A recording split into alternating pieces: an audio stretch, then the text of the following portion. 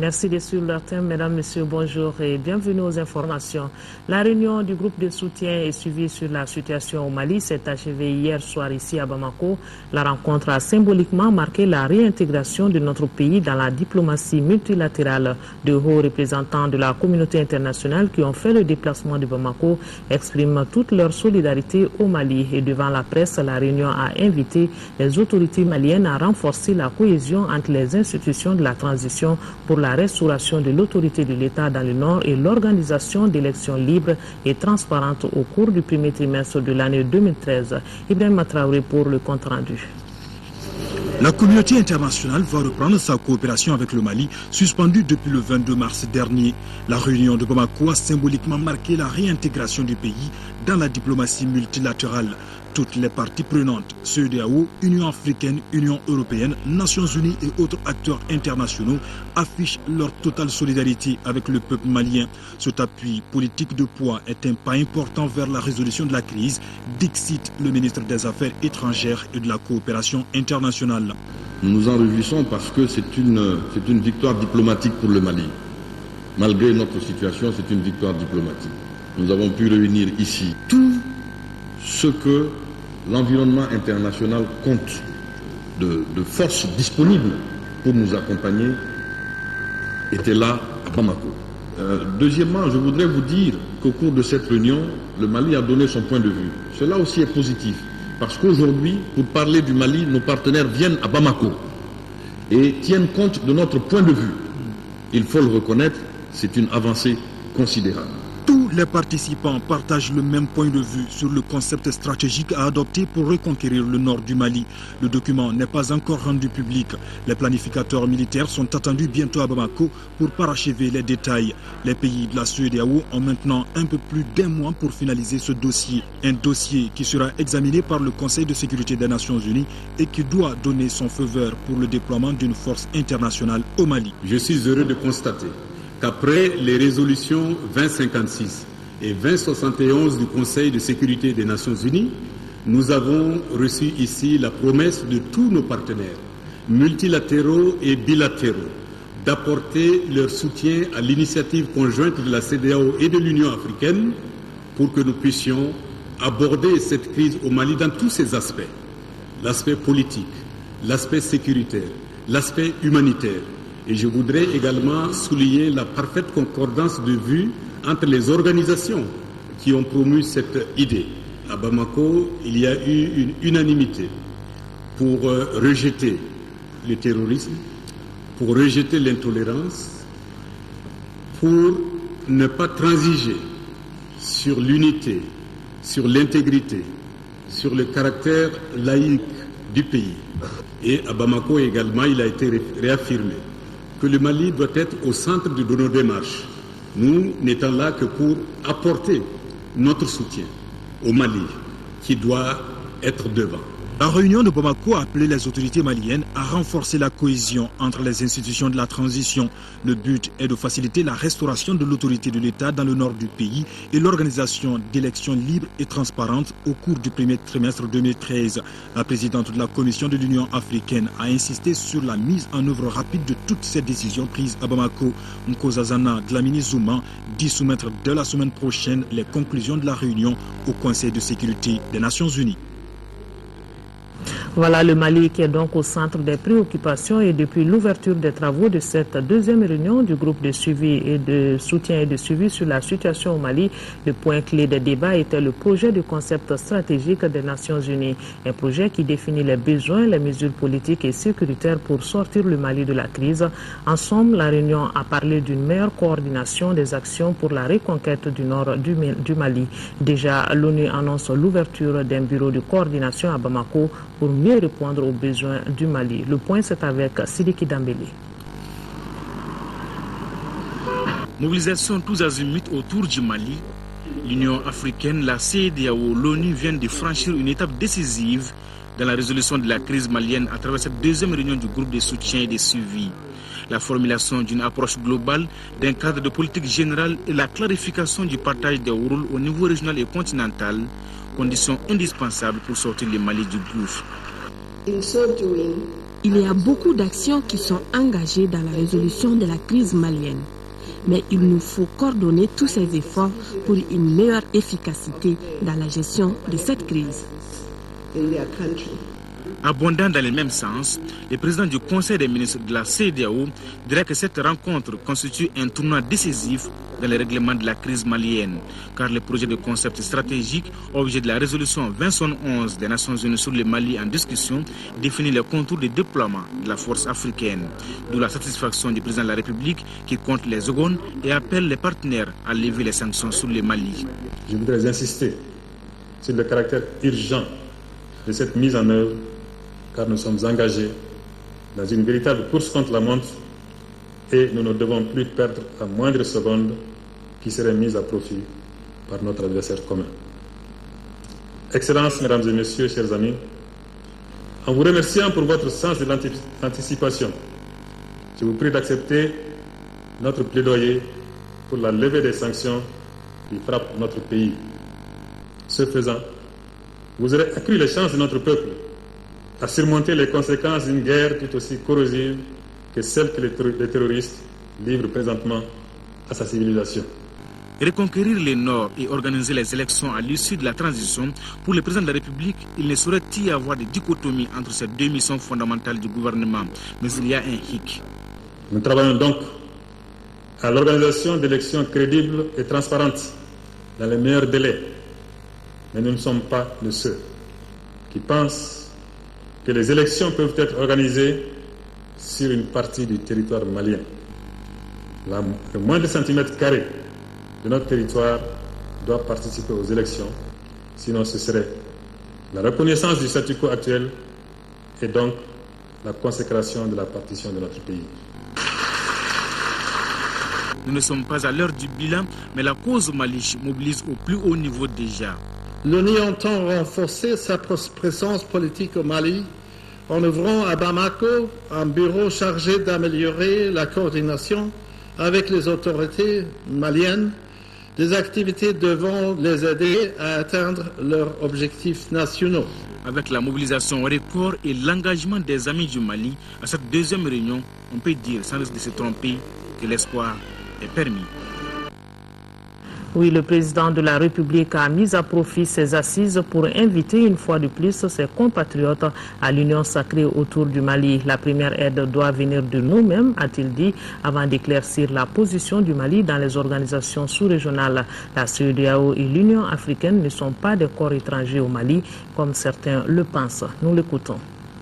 Les assises nationales se tiendront incessamment pendant que continue le travail de restructuration, de réarmement moral de notre armée, de sa réconciliation avec elle-même, ainsi que le renforcement de ses capacités en vue du rôle déterminant qu'elle est appelée à jouer dans le recouvrement de l'intégrité territoriale. Mais ce sera, comme nous l'avions annoncé, le 12 avril dernier, une guerre totale et implacable contre ceux qui persisteront à menacer notre existence, notre démocratie, et qui n'auront pas entendu la voix de la raison, la voix du droit international.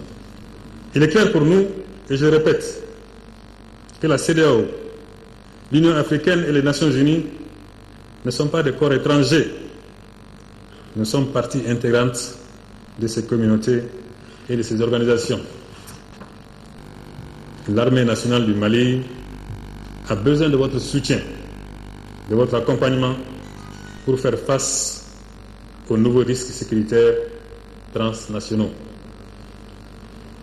Si nous continuons les efforts de persuasion pour élargir la base sociale et politique des actions militaires indispensables dans le septentrion malien, notre décision n'en est pas moins prise. Cette décision est d'aller à une guerre qui nous a été déclarée et dont nous n'avions pas besoin. Notre plus grande guerre étant celle que nous menons pour plus d'écoles, plus de santé, plus de routes, plus d'emplois, etc. Par conséquent, nous sommes ouverts à toute initiative en vue de libérer notre territoire et de libérer également nos compatriotes exposés aux sévices dégradants d'occupants qui, sous le couvert de la foi, n'ont pour agenda que de se créer un espace de non-droit propice au développement des crimes organisés. Des propos recueillis par Sidiki Dambélé, cause du Mali toujours. Le président de la République du Nigeria a quitté Bamako hier tard dans la soirée.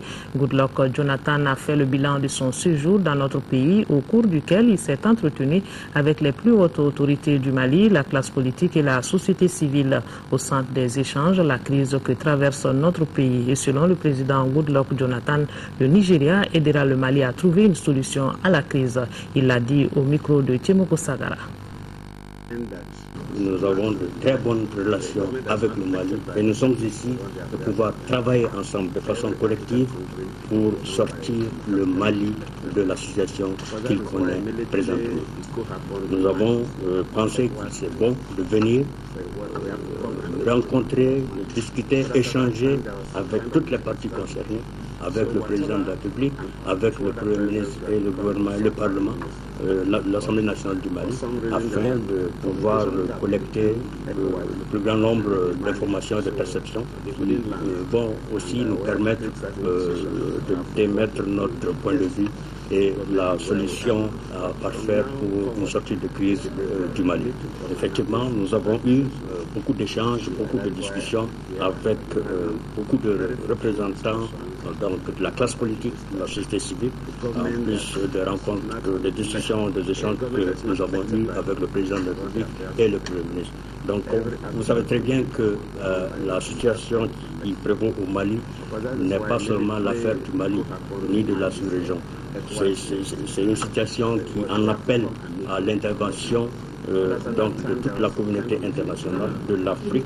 Vous avez remarqué également que ce n'est pas seulement que les pays de la CEDEAO qui sont concernés ou intéressés à cette situation. Il y a l'Algérie qui n'est pas membre de la CEDEAO, il y a la Mauritanie qui n'est pas membre de la CEDEAO. En fait, c'est toute la communauté internationale qui va s'atteler afin de trouver une solution à la crise malienne.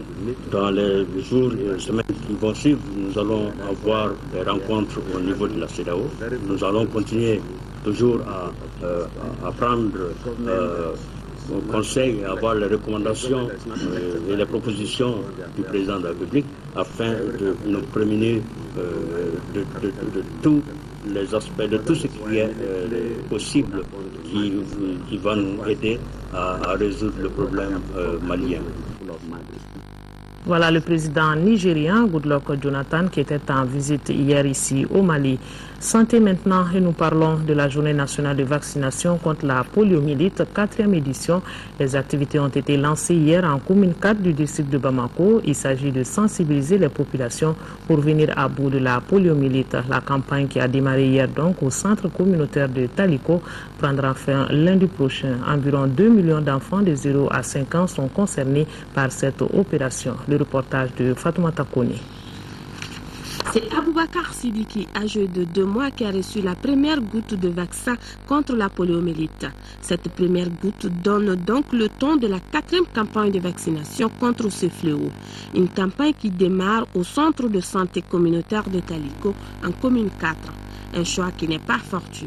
Nous rappelons à notre population que la vaccination est une méthode préventive et jusqu'au jour d'aujourd'hui reste le seul moyen pour bouter la poliomyélite hors de notre pays. La vaccination est un devoir pour tout parent et un droit pour chaque enfant. Je demande aussi aux vaccinateurs de repasser autant de fois que nécessaire pour vacciner tous les enfants de 0 à 5 ans, déjà vaccinés ou pas. D'assurer un bon niveau de communication interpersonnelle et de veiller à une utilisation adéquate des ressources disponibles.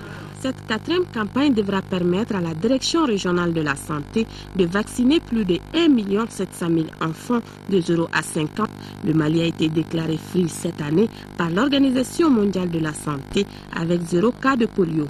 Selon les organisateurs, cela prouve que la campagne de vaccination contre cette maladie a atteint des résultats satisfaisants. Et c'est tant mieux. Même activité à Caille, il s'agit des journées nationales de vaccination contre la poliomyélite, 4e passage lancé hier. Pendant 4 jours, plus de 3200 agents feront le porte-à-porte pour vacciner plus de 650 000 enfants âgés de 0 à 5 ans. On va rappeler que la campagne est soutenue par l'OMS et l'UNICEF. De Caille, les précisions de Mahamadi Alioubari. C'est le centre de santé communautaire du Kasso qui a abrité le lancement des journées nationales de vaccination contre la poliomyélite 4e passage.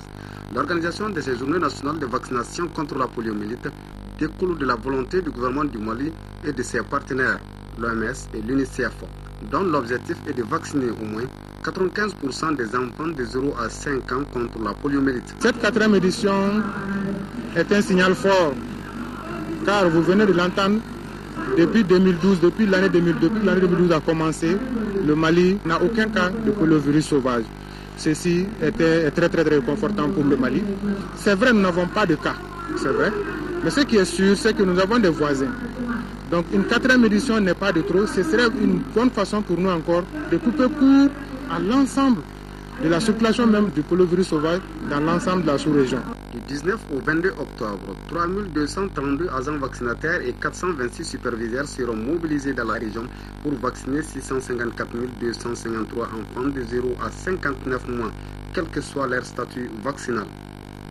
En raison des brillants résultats obtenus lors des éditions passées et de l'engagement constant des principaux acteurs dans l'organisation des journées nationales de vaccination, nous espérons parvenir très rapidement à éradiquer la poliomyélite en Afrique. Rappelons que la stratégie adoptée reste toujours le porte-à-porte. Les vaccinataires passeront de maison en maison pendant 4 jours pour atteindre tous les enfants de moins de 5 ans. Et du côté de Sikasso, plus d'1 million d'enfants âgés de 0 à 59 mois seront vaccinés au cours de la campagne de lutte contre la polio, une campagne qui a démarré hier au quartier Wayarma 1, au Artem Sikasso. Amadou Dolo, Daouda Diakiti. Ils sont plus de 1 115 745 enfants âgés de 0 à 59 mois, dont 283 000 enfants pour le cercle de Sikasso, concernés par ce 4e passage des journées nationales de vaccination contre la poliomyélite édition 2012, quel que soit leur statut vaccinal. Si on prend en termes de chiffres, les 3 passages se sont très bien déroulés et nous avons atteint des chiffres qui dépassent les 100%. Mais l'arbre ne doit pas cacher la forêt. Il faut bien noter que malgré cela, il y a quand même des enfants qui continuent à échapper encore à la vaccination. Au cours de ces passages, les 5524 vaccinateurs et 641 superviseurs mobilisés par la région passeront de porte à porte pour qu'aucun enfant n'échappe à ce 4e passage qui s'étend du 19 au 22 octobre. Pour ce faire, les efforts seront axés sur les lieux de regroupement, les marchés, les postes frontaliers, les quartiers périphériques et les hameaux. À cet effet, j'instruis aux agents de la santé à tous les niveaux et surtout aux vaccinateurs de redoubler d'efforts pour que ce passage soit un succès, c'est-à-dire qu'aucun enfant âgé de 0 à 5 ans non vacciné ne soit retrouvé après cette campagne, surtout dans les agglomérations urbaines telles que la ville de Sikasso. Le chef de quartier de Wayarma, Draman Keita, tout en se réjouissant du choix porté sur son quartier, a au nom des populations de la commune urbaine de Sikasso promis de s'investir pour accompagner les efforts du gouvernement et ses partenaires dans le cadre de l'éradication de la poliomyélite dans l'espace ouest africain. Ici à Bamako, précisément au Palais de la Culture Amadou Ampateba, l'édition 2012 de Maxi Vacances a pris fin jeudi par une série d'activités récréatives célébrant la paix à travers la jeunesse de toutes les régions du Mali. Et pendant des semaines, cette émission de l'ORTEM qui fête ses 10 ans a servi de tribune à une centaine de jeunes talents de se prononcer sur la situation actuelle du pays à travers danse, poésie, chansons, sketchs et jeux. À l'arrivée, plusieurs lauréats ont été récompensés grâce au soutien des partenaires de Maxi Vacances. L'animateur principal Amadou Kodo et son équipe se disent satisfaits du déroulement de la saison 2012. Abouakar Maïga était présent. Son reportage.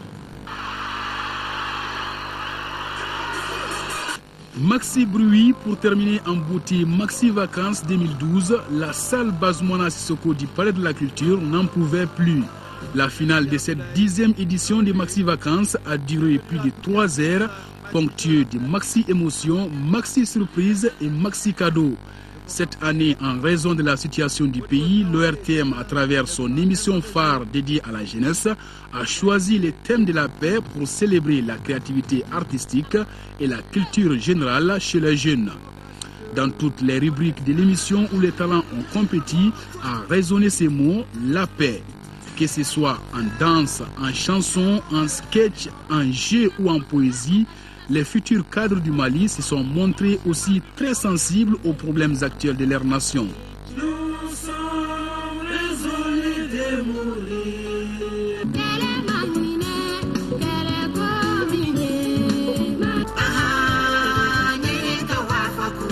Mais où donc, chers Maliens, notre beau pays est devenu orphelin. Maxi Vacances, c'est aussi la récompense des talents. L'édition 2012 a été remportée en poésie par Alima Togola, en comédie par les très célèbres Parastamol, en troupe musicale par les groupes Siramouri Diabaté.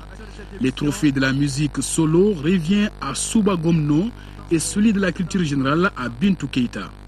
Nous, on veut la paix d'ici le 20 janvier 2013. L'innovation de cette année, c'est aussi l'interprétation par des jeunes de certaines vieilles chansons nationales et la présence de nouveaux animateurs aux côtés du présentateur vedette de l'émission sur scène. En plus des prestations époustouflantes de plusieurs artistes invités, Maxi Vacances doit surtout sa réussite au soutien de ses nombreux partenaires dont Orange Mali, Pile Massa, la coalition de la société civile pour la planification familiale, l'AGETIC et le palais de la culture Amadou Ampateba. Voilà, sur ces images de gaieté se referme cette édition. Merci de l'avoir suivi. Restez sur leur thème et surtout de cœur avec nos compatriotes des régions du nord du Mali vivant sous occupation. On ne les oublie pas. Nos programmes se poursuivent tout à l'heure avec Samedi Loisir après le feuilleton. Ce soir 20h et retrouvez Nyanya Aliou Traoré. Bonne suite de programme. À demain 13h.